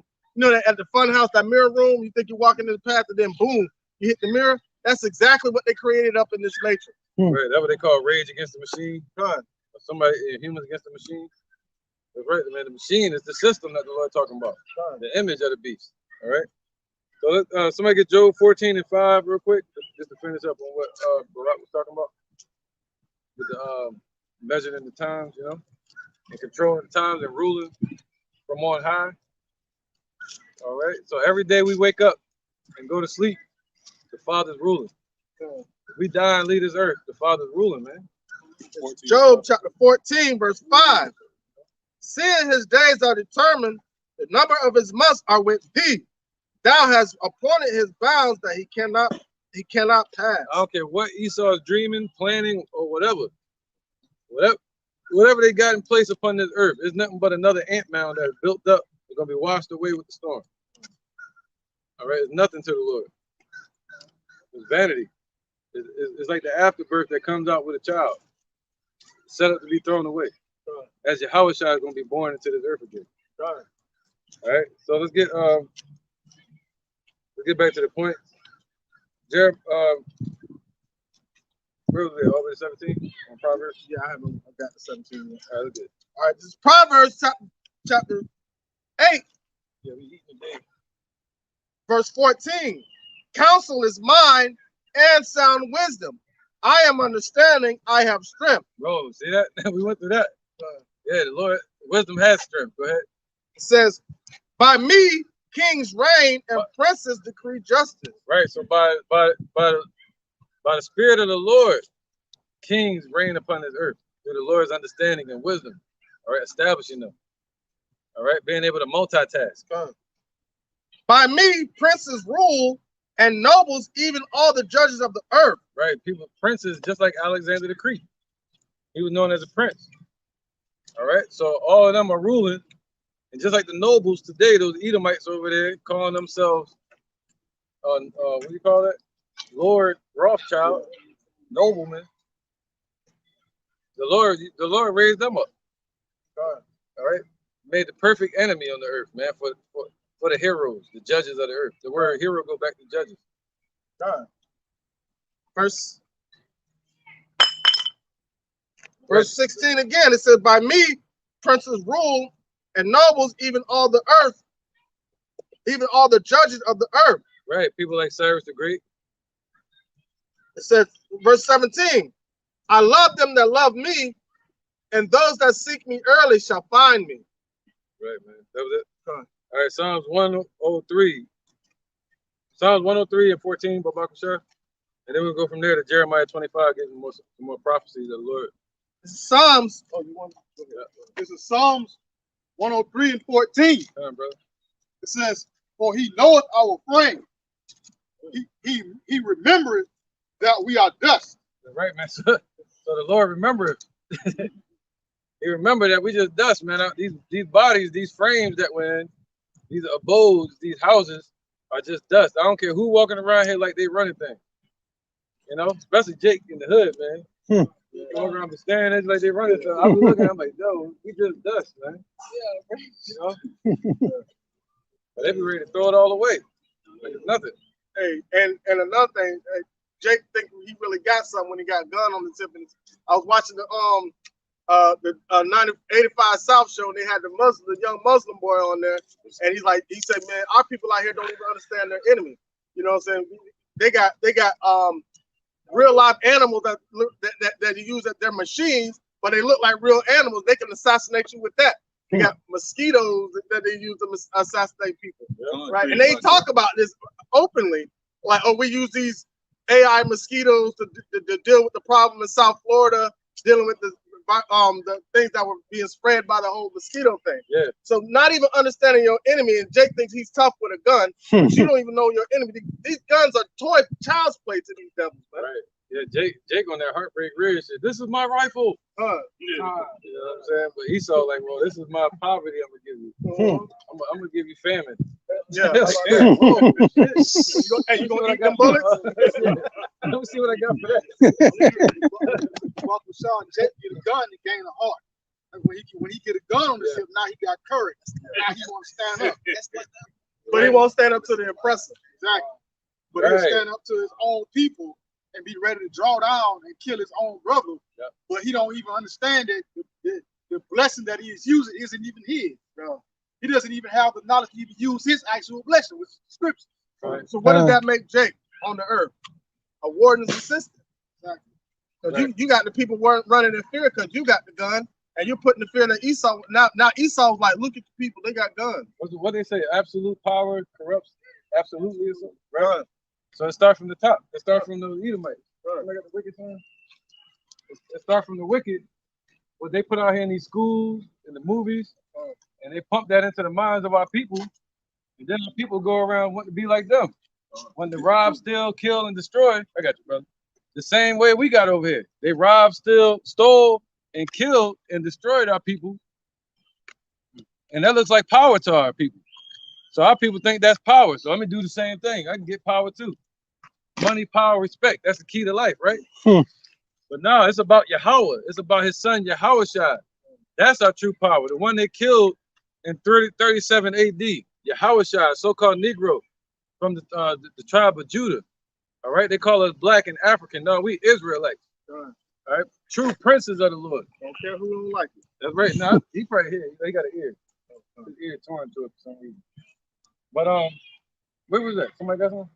What is that? Proverbs 103 and Did we just read 15, Yeah. 14. You want to keep going? 14, yeah, but the 16, Okay, come. This is Psalms 103, 25. 15. It says, 25 and 9. it says, as for man, his days are as grass. Right, so our days are as grass, just like Cyrus the Great, just like Alexander. The grass grows upon the earth, and then what? Go ahead. It says, as a flower of the field. Right, can you catch that grass, man? I mean, it's many, you know? But everybody's so egotistical. But the grass is, look at that. Humanity, look, go ahead, brother, catch it. Just growing. It's just growing upon the earth. That's how the Lord looks at humanity, man. But imagine each blade of grass having an ego. Right. I am somebody, like Jesse Jackass. Hey, then you wouldn't have to have somebody come and mow it because it would mow itself. It would mow itself. A self-grooming tree. Yeah. It's like the moringa. Right. but on a negative sense, because humanity can't grow as the grass because there's so much wickedness on the earth. That's why our life passes. That's when sin was brought into the earth. That's what makes our time span so short. Because all the wickedness that's on the earth. That's man. that heat. That's that affliction and adversity. Let's gonna bring it out. Go ahead. It's back at Psalms 103 and 15. It says, as for man, his days are as grass, as a flower of the field. Right. Yep. So he flourishes. Right. So they flourish. You're on this earth, and then you flourish. You like a flower grows, and then it blossoms. It shows its bloom. You know, it shows its purpose on the earth, and then it dies. It starts to wither away. That's just like us on this earth. All these music artists, they grow. They get a career, and then next thing you know, they just become a legend. I have been, or like Whitney Houston, you know what I'm saying? Like people like that. They live their life in vanity. So us, we want ours to continue and follow us into the next life, to be this work. All right. So while we're in our bloom, we asking the Lord not to let us wither. You know, to keep us. Go ahead, brother. This is the book of Psalm Yeah, chapter. get back to that too. Psalm chapter 37, verse 23. Next strong, brother. The steps of a good man are ordered by the Lord, and he delighted in his way. Right. So you going on this path in the truth, you shouldn't be prideful. Because the fact that you're in this truth is because the Lord led you into this.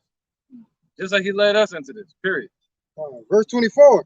Though he fall, he shall not be utterly cast down. Whoa, though we fall, like the flowers do, they might wither from a little lack of nutrients, a lack of sun. But the Lord, when that sun come out and beam, and the Lord rains on it, it begins to be strong again.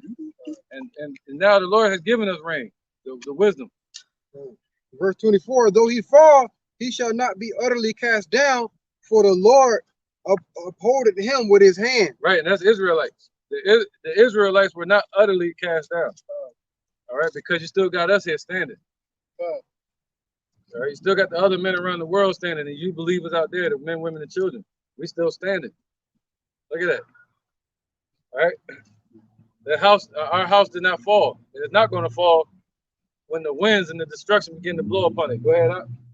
This is back in Psalms 103 and 14. For he knoweth our frame. He remembereth that we are dust. As for man, his days are as grass, as a flower of the field. So he flourishes. Right, go ahead. For the wind passeth over it. The wind passeth over it. See the destruction that's coming in these times too. So, all right. So the Lord brought destruction over the Medo-Persian Empire. That's what the winds represent. It says, for the wind passeth over it, and it is gone, and the place thereof shall know it no more. There you go, man. All right. So kingdoms come and go upon this earth, man. So just like this kingdom here, we see America, you see the Roman Empire, the EU, everything they got built up, and they're planning for a new world order. But the Lord said, what? The wind blew up over it, and there's no more. Like it was never there. So that's what's about to happen, the intervention. The changing of the age, once again, just like with Cyrus to the Greeks. Just like from the Babylonians to the Persians and the Medes, man. All right. Jeremiah 25 and 9. This is Jeremiah 25, verse 9. It says, behold, I will send and take all the families of the north, saith the Lord, in Nebuchadnezzar, the king of Babylon, my servant, and will bring them against this land and against the inhabitants thereof. Right. So when you saw Alexander, you saw Nebuchadnezzar. These were servants of the Lord. The Lord controlled them. He said, I will bring Nebuchadnezzar, my servant. All right. Now, yeah, we're gonna get Isaiah 45 in a minute. Go ahead, brother. And against all these nations round about, and will utterly destroy them, and make them an astonishment and an hissing and perpetual desolation. Right, go ahead. Verse 10, moreover, I would take from thee, Shalaki says, moreover, I would take from them the voice of mirth. Right, so the Lord took the voice of mirth out of our land, right? Go over 13 now. Con, and the voice of gladness, the voice of the bridegroom, Right, and the voice of the bride. Right, that's why we're seeing, our people are seen in the condition that they're in today, man.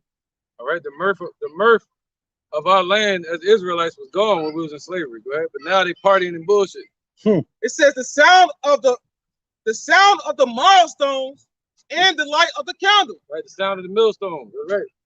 And the light of the candle. That means there's no work there, there's no people, there's no light in the houses at night. All the houses were destroyed in Jerusalem. Go ahead. So, but when the kingdom comes back on this earth, he said there's going to be smoke over the chimneys again. There's going to be clouds over the chimneys of the houses in Jerusalem. Meaning you're going to be in there cooking. You're going to be in there chilling in your house again. Verse 11, it says, and this whole land shall be a desolation and an astonishment. And these nations shall serve the king of Babylon 17 years. Right? Seven what, brother? 70 years. 17? 70. 70. 17. That's a South versus North. God, you ain't got no D in there, bro. Like 7D. 7.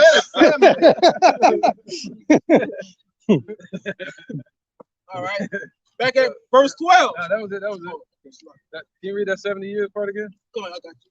It says, and this whole land shall be a desolation and an astonishment, and these nations shall serve the king of Babylon 70 years. Right, man. See that? So 70 years. 70 years from what? Somebody got a calculator? Damn. All right. So this is the prophecy in Jeremiah 25. You know, the 70-year prophecy, not the 70-week prophecy in Daniel chapter 9. There's two different ones. But this is the 70-year prophecy. So let's go 70 from 586. All right. So we fell in 586 BC. But he said we were going to be stuck there under the power or in that condition from the Babylonians for 70 years. Now watch this. So from 586, you subtract 70, counting down in time. What's the time on that? 516. 516 BC. And what time was that? That was during the time of Darius the Persian. See, the Lord said from the time of Nebuchadnezzar, 586 BC, 70 years later, the Lord was going to allow us to rebuild the temple again. How did he do that? He rose up Cyrus the Great. And then from Cyrus the Great, you had his son Cambyses. And then from Cambyses, you had Bardia. And then Bardia was an imposter. And that made Darius the Persian step up in 522 BC. And then they killed Bardia, the imposter Persian. And Darius the Persian followed, what was that called? I'm gonna say edict, but the rules, huh? Decree, thank you. The decree of Cyrus the Great for the Israelites to be able to come back and rebuild Jerusalem. All right, and that happened. It was completed in the 7th year or the 6th year of Cyrus, which is 516 BC. Let's prove that. Daniel chapter 2 and 1. No, we can't read that one. Okay, good. I got Daniel chapter 2, 1 all the way to 55. All right, look good. No, that's not what I wanted. It was something else I wanted, man. What is that? Right on here. I want the one where they talk about the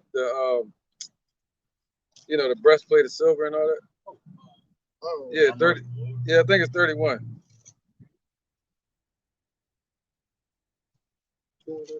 Yeah, 32 or 31. 31, right? Yeah. Yeah, it just shows even more that the Lord is ruling over the kingdom, the kingdom of men. He wrote it out. He said, "This is what it's gonna be. It's gonna be silver, gold." Blah, blah, blah. It's Daniel 2 and 31. Right. Thou, O king, sawest, and behold, a great image. This great image, whose brightness was excellent, stood before thee, and the form thereof was terrible. Right. Go ahead. So we're gonna read all the way to 32. The image, its head was of fine gold, Right. his breast and his arms of silver, his belly and his thighs of brass. Right. So that's it right there. That was a 32. Yeah. So the what? The head was of gold. Right. All right. And who was the head? It's talking about Babylon, which was also known as the lion in Daniel 7. Right. Why was it the lion? Because they worship something called Baal or Nebu or Marduk. All right. On the ark of Babylon, which was called the gates of Ishtar, they had a lion drawn on there, which represent Marduk. All right, goes back to the idol that they worship. Okay, so let's keep going. I mean, that was it on that, right? Yeah. So we're reading about the gold and the silver part. Can you read that part again, bro? Yep. This is Daniel chapter 2, Just to the silver, and we're gonna stop. verse 32. But the bronze. This image's head was of fine gold, Gold, Babylon, his breast and his arms of silver, silver. his belly and thighs of brass. See, and his belly and thighs of brass. So it goes into the Greek Empire. It goes from Cyrus the Great all the way up to Alexander and the Greeks. Okay. Yep. You want to show it? There you go. All right. So we were reading about the existence of Daniel. Daniel lived to see all of that. All right. He started prophesying around 620, and he died around 538 BC. He went into the lion's den twice. All right. So now let's get Second Ezra chapter 6 and 7. Let's try to keep it moving, man. Second Ezra 6 and 7. It's the book of Second Ezra, chapter 6 and verse 7. Then answered I and said, what shall be the parting asunder of the times? Oh, the parting asunder of the ages. The times, it just means ages or kingdoms. See that? What's going to be the parting asunder of these kingdoms? Or when shall the end, or when shall be the end of the first and the beginning of it that followeth? Right, the Most High is the judge of that. All right, just like the Persians to the Greeks, those are end of ages and beginning of new ones. So the end of Esau's age, Esau's kingdom is going to be the beginning of ours. And he said unto me, from Abraham unto Isaac, when Jacob and Esau were born, of him Jacob's hand held fast the hill of Esau. Right, so the Lord had it planned all the way from back then, during the times of Jacob and Esau. Come on, y'all. Held first the hill of Esau. Yeah, come on, it's all good. For Esau is the end of the world, and Jacob is the beginning of it that followeth. There you go. See that? So Esau is the end of the age, and Jacob is going to be the beginning age that follows. See that? The Most High is the judge of that. All right, go ahead. We good on the water. The Second Ezra chapter 9, verse 3. It says, matter of fact, 2. Then shalt thou understand that it is the very same time when the highest will begin to visit the world which he made. Therefore, when there shall be seen earthquakes and uproars of the people in the world, then shalt thou understand that the Most High spake of those things from the days that were before thee, even from the beginning. Hey, Con, so just like the brother was speaking on, man, hey, what's going to be the parting time asunder, man? Roughly paraphrase, all right, and we seeing those times now, all right, hey, because the Lord told us about those things from the beginning, man. Are you seeing the uproars of the people, the earthquakes in diverse places, wars, rumors of wars, man? And these are the times that we're at the end of the Esau's kingdom. Right, man. Our power is on the throne. He's on the throne, man. That's what the focus of this is. He's on the throne, ruling. That's right, ruling. Those that you gotta believe without seeing, because right now, if you look, you see Esau ruling. But you got to know that the triumphing of the wicked is short. But it's just like what you said. You would think that a person that you dress up in a costume and put a crown on their head and say off with the head, you think they got power. They don't. So the ones that are playing puppet master on this side, Howard Shine's playing puppet master in the heavens on them. Hey, that's like in that movie Dictatorship. He was basically a dictator over in like Saudi Arabia or some bullshit. He'd be like, hey, kill him. Then he got his ass sent over to America. And all the people that he was destined to be killed, they over here in America chilling. They were like, hey, gun. All dictators. Yeah. Like, so you have no power, man. Hey, they just sent you there as a puppet. Hey, look at Trump. He was calling major shots when he was in the White House. Yeah, well, Democrats and Republicans, they really have no power. The true power comes over there from Europe. Everybody know that. The elites, Illuminati, Rothschilds, and all them. Yep. The bankers, they the one that run it. How America runs something, they don't even own the money. They don't own the money. That's how you run an establishment, through money, through revenue, through equity. Yep. That's how you run a country or run a business. That's all America is. Yep. They run the market, man. Good. They the ones that nah, man, that's a good thing, man. Yeah, we are seeing Trump right here too. Goofy ass either, mate. Let's keep going, man. All right, can somebody check the weather, yeah? It's supposed to be like 2:15. Supposed to be a brief shower. We'll check it out. It's 1:57. Somebody go to Daniel chapter 2 and 32. We probably wrap it up. Here he comes again. This is the book of Daniel. This is the book of Daniel, chapter 2, verse 32. The image's head was of fine gold, his breast and his arms of silver. All right. So that's Babylon, Persians and the Medes. Yeah. Oh, where he at? He was Daniel 2 and 32. Yeah, go ahead. All in 35. His belly and his thighs of brass, his legs of iron. Right, that's the Roman Empire. You had the Greek Empire. All right, the Greeks with Alexander, but they don't know that it was our Lord that created the Edomite Alexander. It was a so-called black man that created Alexander. How about that one? Go ahead. And it says, his feet part of iron and part clay. All right, go ahead. So his feet part of iron and part clay. So that means it became the weak Roman Empire. We had the Brexit, the EU breaking up. You know, they're losing that power that they had, but it still got that same power, the Roman Empire in it. Go ahead. Verse 34. Thou sawest till that a stone was cut out without hands. See that now? A stone was cut out. That's what they messed up at. Yahushua, he already been on the earth. His story was written already and sealed. Okay, 2,000 years ago.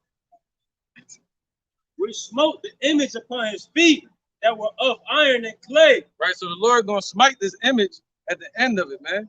At the end of the system, the Lord is gonna smite them and bring down the whole, all the kingdoms upon the earth, all the nations, man.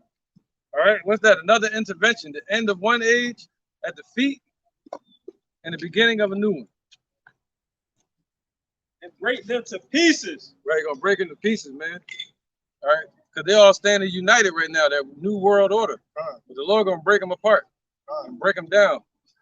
Because if you think about it, you still have some of the fashions of Babylon, some of the fashions of Persia, some of the fashions of Greece, some of the fashions of Rome. So the statue is still standing. So that's why when he said he's going to tear down from the feet of them, it's going to break the whole statue down. So none of those influences will be able to infiltrate in the earth ever again. Right, man. Yep, he's going to break metals.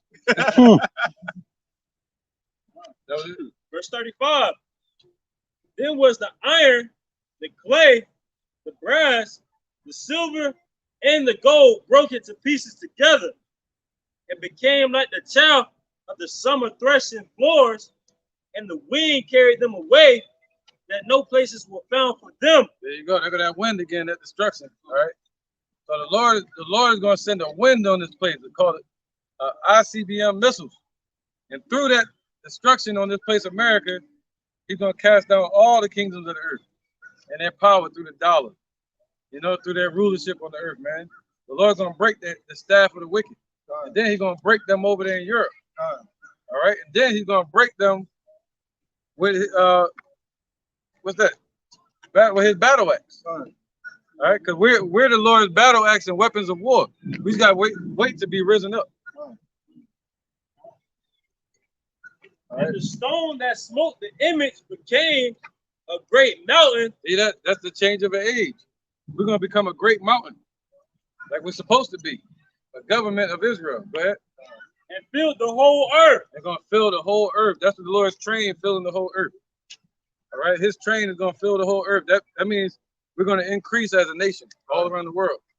From that point, from that beginning of our age, righteousness upon earth. All right. I got a precept. Isaiah 2 and 2. Go ahead, y'all can get whatever y'all want to.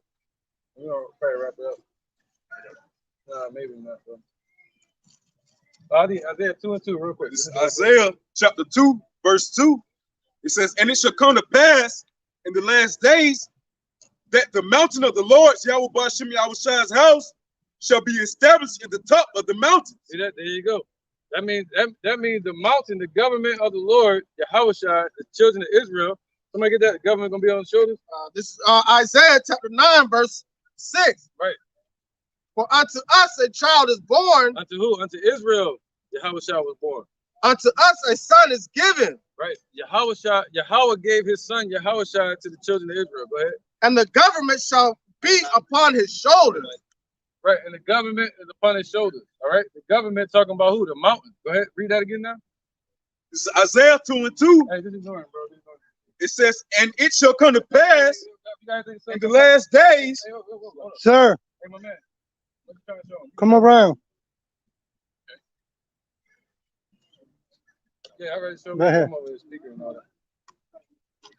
According to the grace of God, which is given unto me as wise master builder. This is Paul speaking.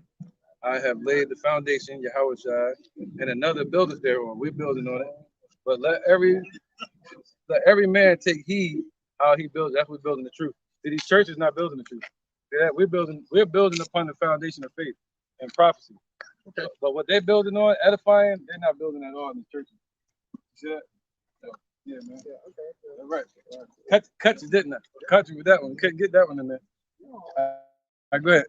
This is Isaiah 2 and 2. Okay. No, you agree. You agree. I agree with this. All right. Okay. All right, Freddy Krueger. It is Isaiah 2 and 2. "And it shall come to pass in the last days that the mountain of the Lord, Yahweh Ba'ashem Yahweh's house, shall be established in the top of the mountains, and shall be exalted above the hills, and all nations shall float unto it." Right, there you go. So our mountain, our government, going to be established over all the other mountains. All right, and all the nations going to flow unto us. Meaning, right? They're gonna flow unto us to give us all their goods, man. All right. The Lord said, "What we're gonna suck the milk of the Gentiles, the kings, and the milk of their women." What did that mean? Their kings are gonna take care of us. Everything they got, their riches, they're gonna give it to us. All right. And the women, they're gonna take care of our babies. Go ahead. Go ahead. Good to see you too, bro. This is the book of Acts 2 and 17. "And it shall come to pass in the last day, say Yahweh Ba'ashem Yahweh Shai, I will pour out in my spirit upon all flesh." Right. So the Lord is pouring his spirit out. He's pouring the spirit out right now. All right, brother. All right. He's looking for the Negroes, Latinos, Native Americans. That's right. The father named Yahweh. His son named Yahweh Shai, man. That's right. Go ahead, "And brother. your son and your daughter should prophesy." Right. They're going to prophesy, man. You're going to have dreams. Your children are going to dream dreams. And they're going to say it to you, and you're going to be able to break it down. Or like Apostle Dahar brought it out yesterday. It was some little young sisters, they saw a chariot and they started prophesying. You see that? So the Lord gonna give them a reason to. Go ahead, brother. "And your young man should see vision, Right. and your old man should dream dreams." Right, man. And your old man should dream dreams. Go ahead. That was it. Yeah. So that's right. So the Lord is doing that, pouring out his spirit to raise us up to build upon the foundation of the apostles and prophets the right way. God. That's right, man. All right. So we use everything. Esau gonna give us an arm, we're gonna take that. You know, just like fighting, man. If you fighting the first thing somebody give you, you take that. You know, instead of just aiming for the head all the time. You take whatever they give you. So now, Jeremiah 29 and 10. Did we already bring that up? No, we didn't. Jeremiah 29 and 10. Jeremiah chapter Move to 29, verse 10. But thus said Yahweh, that after 7 years be accomplished at Babylon, I will visit you and perform my good word towards you and cause you to return to this place. Right, so the Lord said he's going to perform his, where you at? Jeremiah 29 and 10. Yeah, can you read that again, nice and strong? For just saith Yahweh, that after the 70 years be accomplished at Babylon, I will visit you. See, the Lord did that. He visited us. That's called what? Divine intervention. To change the age. He sent the angels and himself, Yahweh. He said, what? After the 70 years. So that was 586, 516. That's when we rebuilt. All right, the temple, the foundation at least. And we was able to dedicate to the Lord again. So keep going. And perform my good work towards you and cause you to return to this place.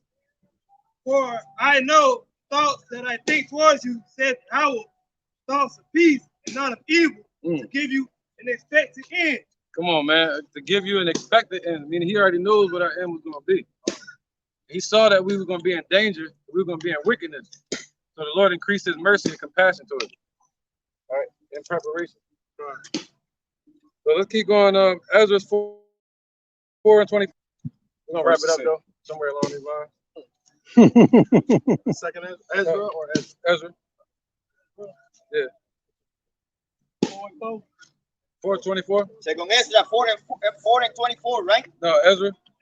This is Ezra chapter 4, verse 24. Yeah, you good. Then ceased the work of the house of the God, which is at Jerusalem. So it ceased until the 2nd year of the reign of Darius. Right, so Darius started ruling in 522. So they stopped us rebuilding the temple for 2 years, all the way until 520. All right, all the way until 520 BC. Just follow with me, man. I ain't worried about it. Go ahead, brother. So that was it, right? All right, let's keep moving. Ezra 6 and 15. Ezra. Yeah. This is the book of Ezra, chapter 6 and verse 15. And this house was finished on the 3rd day of the month Adar, which was in the 6th year of the reign of Darius the king. There you go. All right, so the 6th year will be what? Somebody get a calculator and subtract. 522. All right, so it's in the 6th year of Darius, right? What was finished? The house. The house of the Lord was rebuilt. See that? The Lord promised us at the 70 years. What was the 70 from? 586 to 516. The house is going to be built. Go ahead, brother. From 522. It would be 516 BC. Come on, accurate. All right. So from 522, 6 years later, the Lord said it was built. He kept his word to us.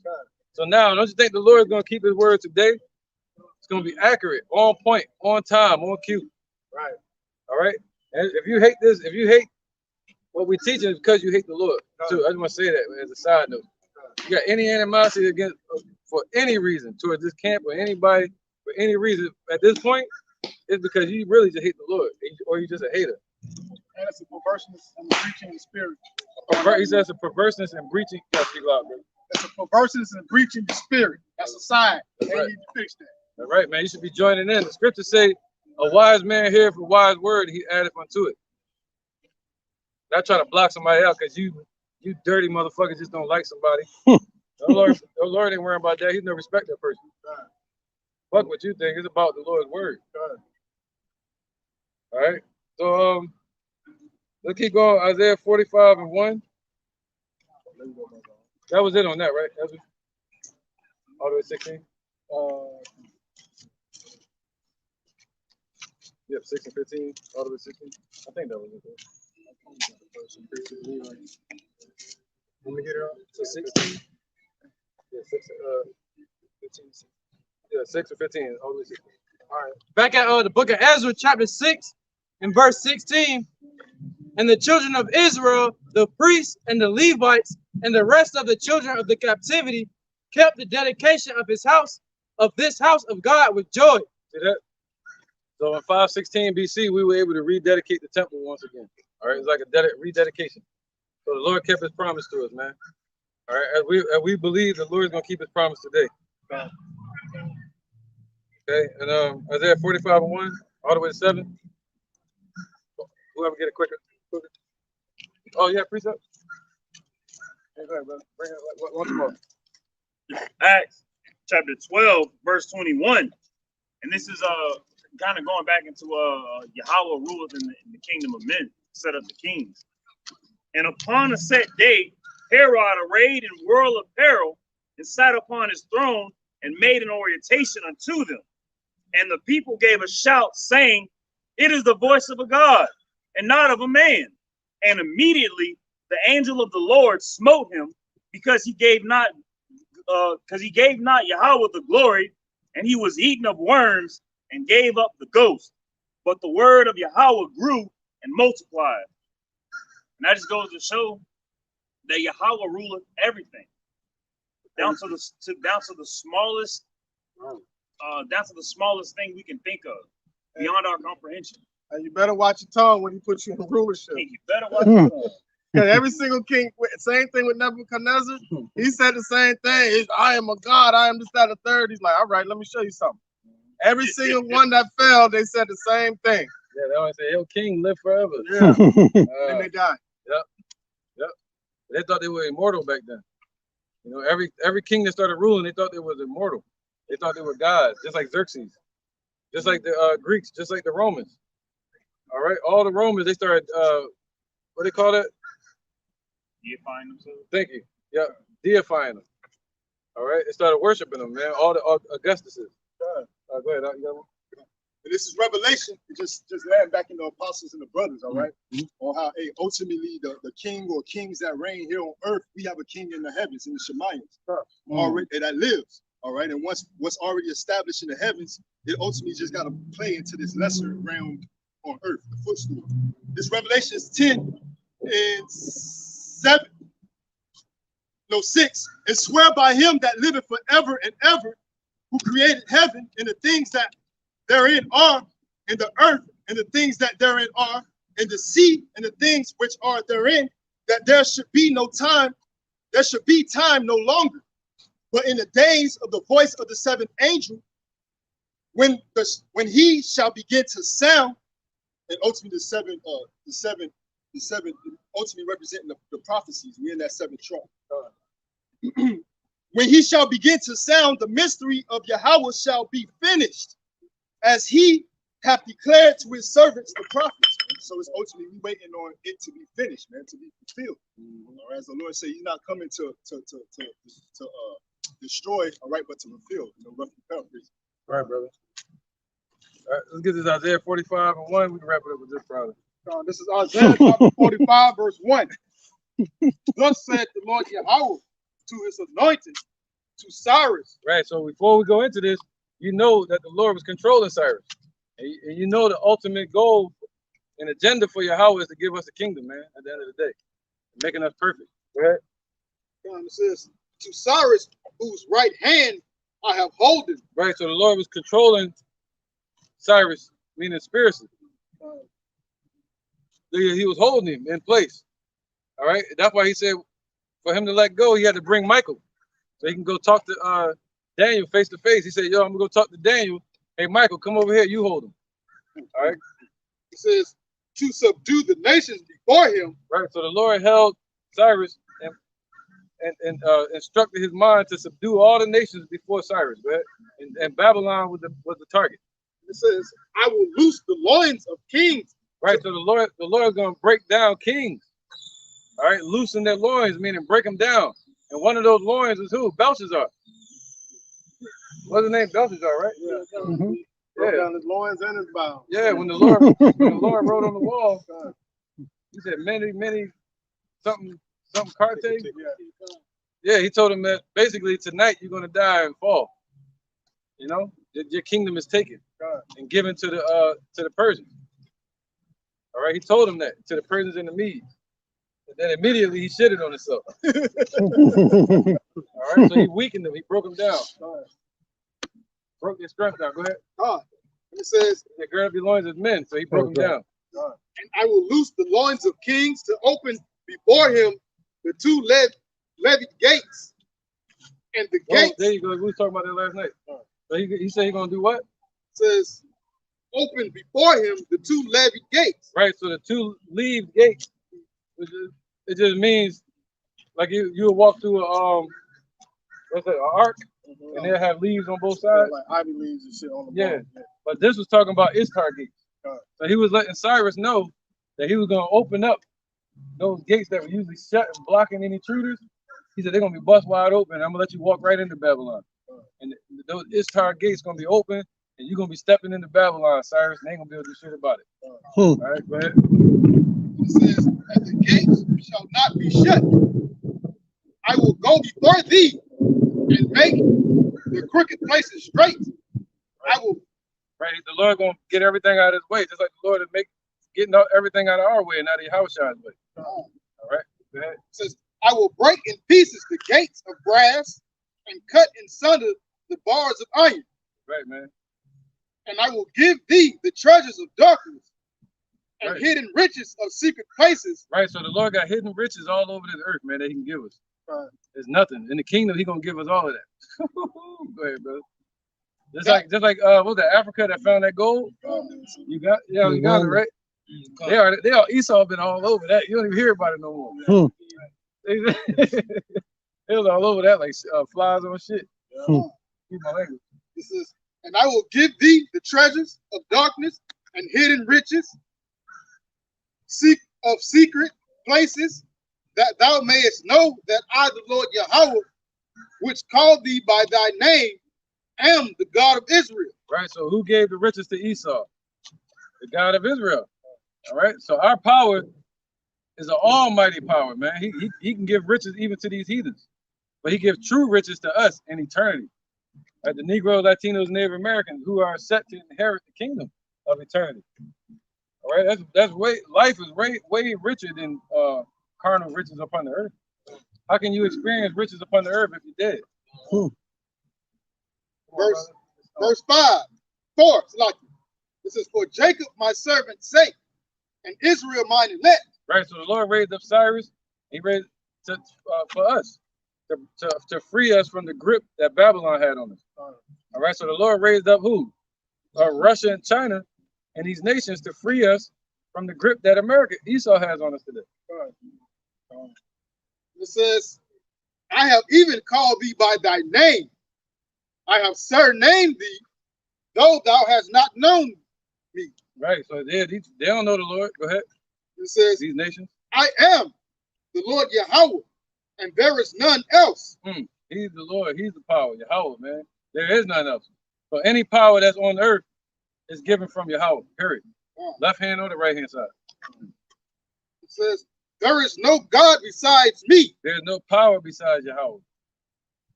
I girded thee, though thou hast not known me. Verse 6, that they may know me from the rising of the sun, right. And from the west, that there is none besides me. Right, man, because it was written in what they call them, John? The scrolls and seals. Yeah, I can't think of it right now, man. But the cylinders that they were writing on, you know, like the Assyrian and the Persian hieroglyphs, like the Egyptians. Steels. All right, they got it written on their steelers about the God of Daniel. Woo. So it's written in their history about our God. So that would be known from the east to the west coast about Yahweh. That was it. Verse 7.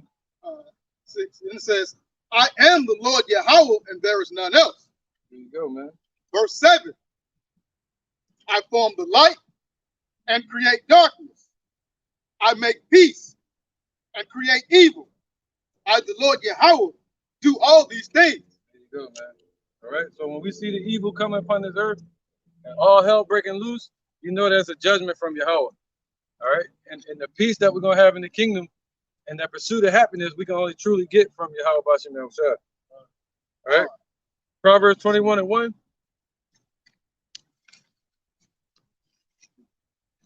Proverbs 21:1. Good. Proverbs 20 and 24.